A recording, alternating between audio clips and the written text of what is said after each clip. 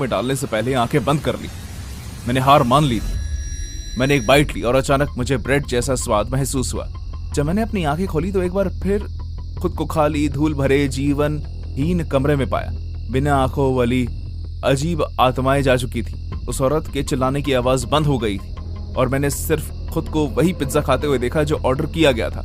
आसपास सिर्फ शांति थी। मैं शीशे में खुद को देख पा रहा था। मेरी आंखों से आंसू बह रहे थे। इन सब के बीच एक नई आवाज ने कमरे की खामोशी को चीरा।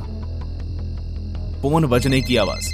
उसका स्वर तेज और परेशान कर देने वाला था। मेरा फोन। मेरे हाथ कांप रहे थे और बहुत ही मुश्किल से मैंने फोन उठाकर जवाब दिया। हेलो जेक, मैं बात कर रहा हूं। दूसरी तरफ से जवाब आया। मैंने आवाज पहचानी। वो मेरा मैनेजर था। तुम्हें इतना वक्त क्यों लग रहा है? तुम 2 घंटे से बाहर हो। 2 घंटे? ऐसा नहीं हो सकता। ऐसा लग रहा था जैसे मुझे इस घर में आए हुए बस कुछ मिनट हुए हैं। मैं फंस गया हूं, मैं हांफते हुए कहा। प्लीज तुम्हें मेरी मदद करनी है। वो ये जो घर है, उस घर का पता अभी कुछ पल पहले मुझे अच्छी तरह याद था, लेकिन अब समझ में नहीं आ रहा था। वो घर मुझे कुछ याद नहीं आ रहा था और मैं रोने लगा। जैक, शांत हो जाओ। कौन सा घर? तुम्हारी कोई भी बात समझ में नहीं आ रही।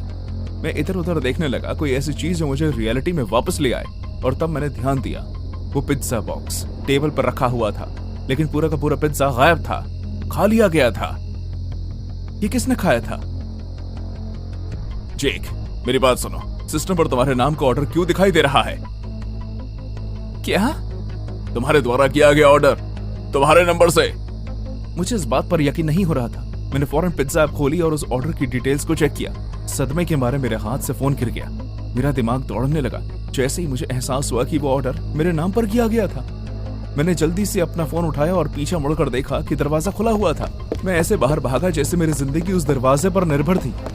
आखिर में मैं उस डिलीवरी लड़के से मिला जिसने काम पर आना बंद कर दिया था और मुझे पता चला कि वो भी ठीक इसी तरह के घर में